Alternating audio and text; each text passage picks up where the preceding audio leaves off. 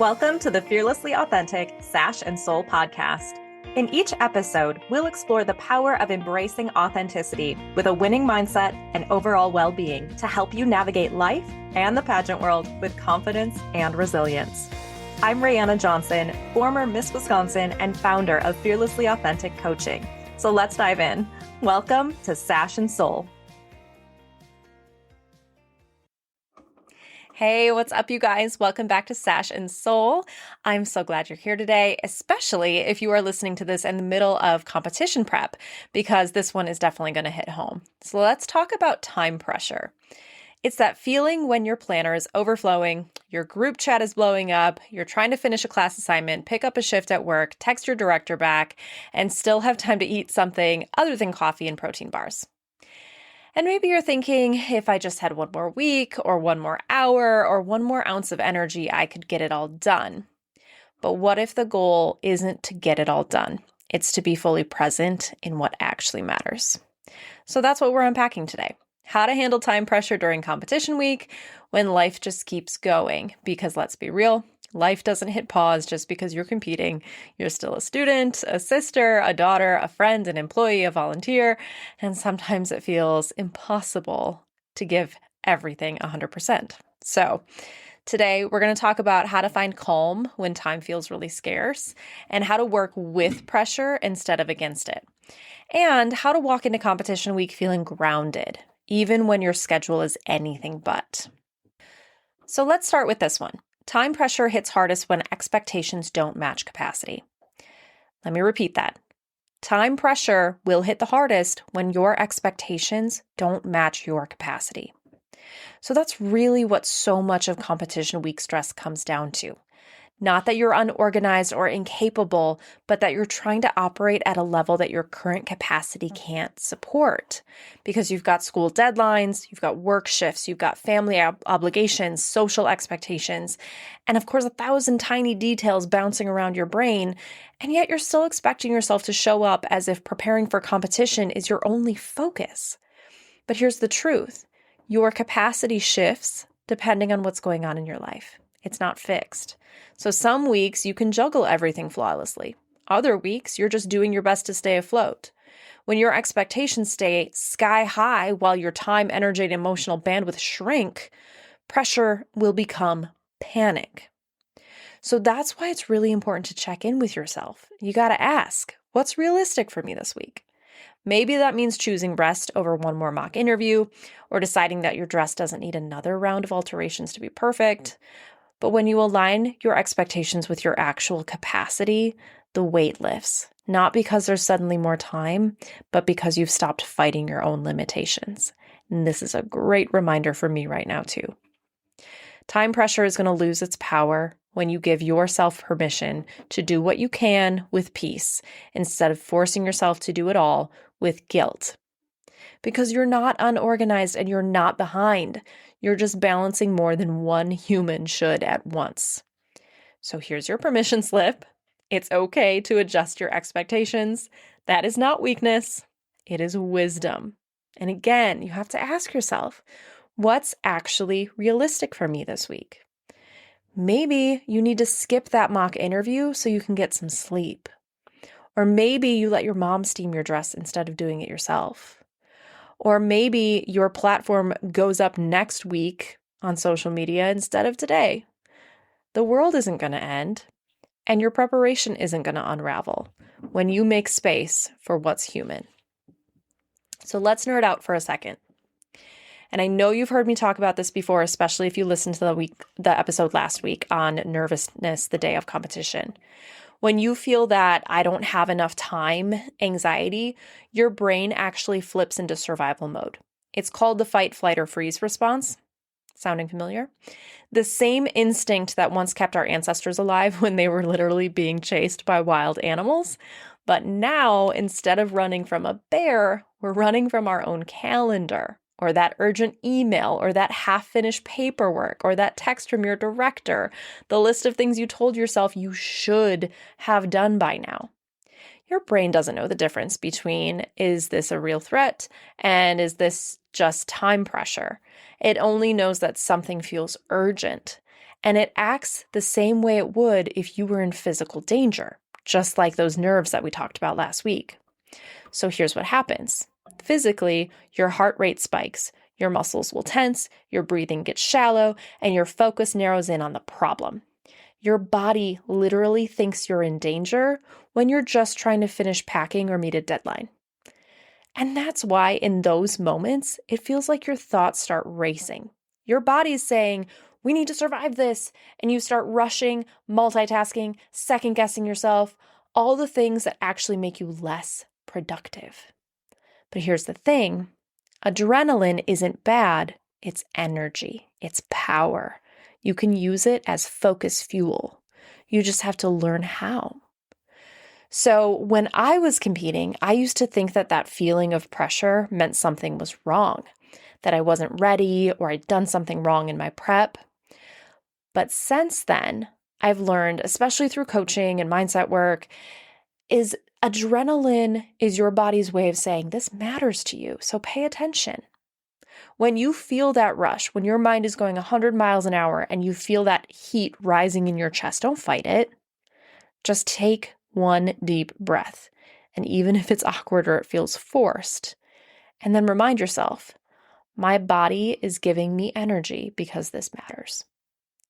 That one reframe shifts you from panic to power. You stop seeing the pressure as a sign that you're not ready and start seeing it as a sign that you care deeply. Adrenaline doesn't have to make you spiral. It can sharpen you. It can help you zone in, get laser focused, and do exactly what needs to get done if you stay present enough to guide it. So think of it like this. Your nervous system is a horse. If you let it run wild, it'll take you straight off the trail and into chaos. But if you grab the reins, breathe, and guide it, that same energy can carry you forward with power and control. So next time you feel that wave of there's not enough time, try to recognize what's really happening. Your body's not working against you, it's working for you. And the more you learn to meet that energy with calm instead of chaos, the more prepared you'll feel, no matter how full your schedule is. So, time pressure isn't the enemy, it's feedback. It's your body saying, hey, we're stretched thin. It's your mind saying, this is important. Pressure doesn't mean you're behind, it means you care. And often the reason that we feel so frantic is because we've connected enough time with feeling ready. But those two things don't always go together. You can feel unprepared and still be ready. You can feel nervous and still be capable. You can feel behind and still be on time for your moment. When you shift from, I don't have enough time, to, I'm prioritizing what matters most, then you reclaim your power. So use this as a helpful mantra. I can't control the clock, but I can control my focus. Pressure starts to lose its grip when you remember that not everything on your list deserves equal urgency. Let's get practical. If your to-do list is stressing you out, it is time for a detox, my friend. Grab a notebook, do a full brain dump. Every little thing you think you should do before competition, your outfits, your errands, your interview, emails, self-tan, social posts, packing lists, everything. Now look at that list and circle the 3 things that will actually impact your performance or your peace. Everything else, you need to either delegate it, delay it, or delete it. You do not need to perfect every tiny detail to feel prepared.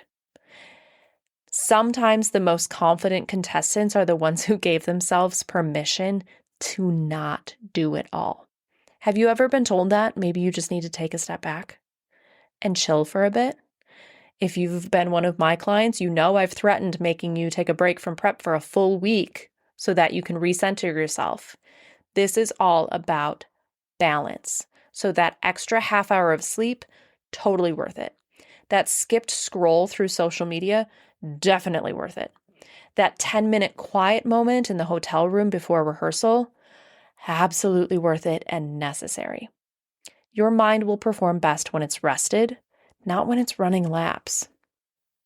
And keep in mind, your mindset is going to reflect how you treat your body. So even in the chaos, protect your non-negotiables.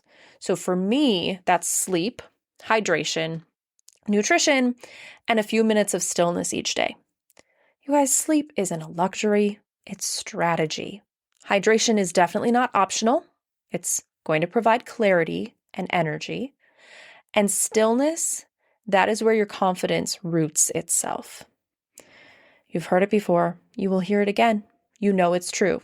You can't pour from an empty cup, and you can't interview well from a fried brain. And that's why I don't even allow my clients to practice during our calls if they're burnt out or crazy stressed. So give yourself permission to treat rest as preparation. You also don't need giant blocks of time to prepare effectively. You need consistency and you need intentional moments. If you have 10 minutes before classes, review your paperwork or visualize your talent. If you're driving, listen to the news and reflect on your personal opinions. If you're on your lunch break, breathe and check in with your energy instead of your notifications. Small, consistent moments will add up. And so you have to ask yourself consistently throughout the day, how can I make use of the time I already have? Because it's not about finding more time, it's about using the time you have with purpose. And then, of course, don't underestimate the power of communication. If you're balancing school or work, tell your professors or your boss what your competition schedule looks like. People can't support what they don't know about. And most people really genuinely want to help, but they just need some clarity and direction. And with family or friends, it's okay to say, hey, I love you guys, but I need to focus tonight. And setting boundaries, remember, is not selfish, it's self-respect. So, when you are going through the crazy hectic time of preparing for competition mixed with school and work and everything else, you have to remind yourself that you are calm, you are focused, and you're capable, and everything that needs to get done will. I say that to myself all the time, and I have to lean into it. When you start to spiral, that is your cue to slow down, not to speed up. That's Tasmanian devil. And we do not want that kind of energy. You do not have to rush to prove you're ready. You just need to be ready. And readiness is presence, you guys. Wherever you are, you have to be there fully. If you're at rehearsal, be at rehearsal. If you're home with your family, be with them. If you're studying, focus on that.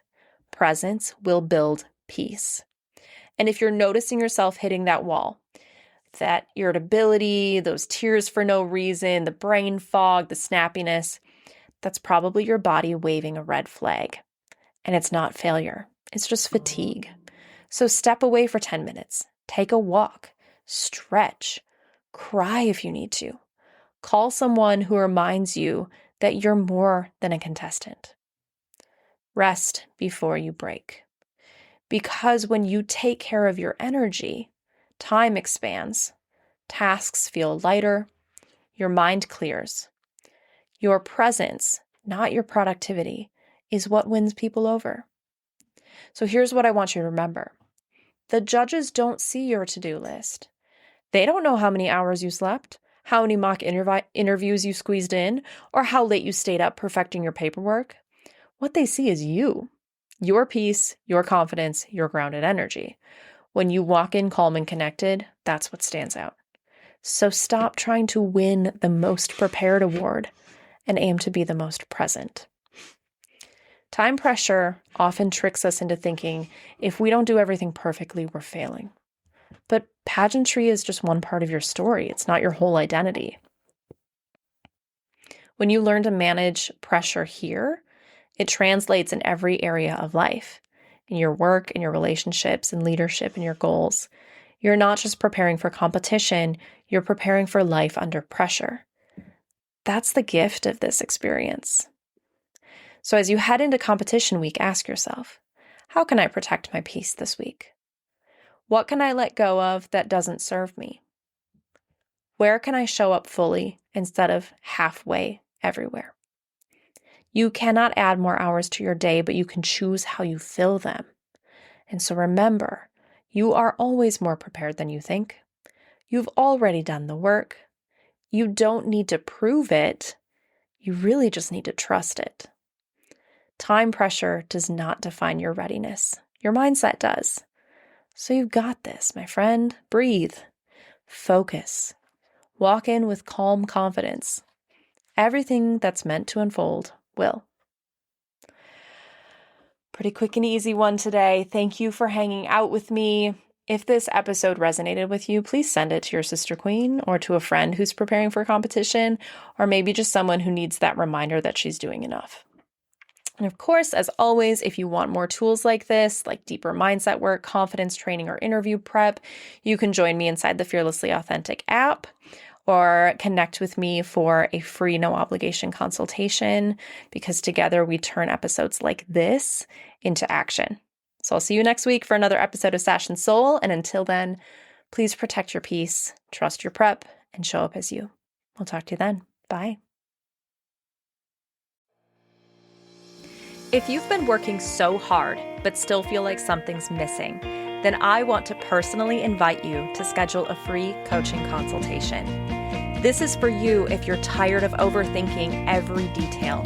You're doing everything you can to prepare, practicing your walk, your talent, interview, refining your paperwork, and staying up late analyzing every possible outcome. You put in the work, but still question if you're doing enough or if you are enough. So in just one call, we'll talk through where you're at, what's been holding you back, and how you can start showing up fully prepared to win the title and actually do the job once you get it. If you're looking for more than just surface level prep and you're ready to prepare with strategy, support, and confidence that actually lasts, I'd love to be part of your process.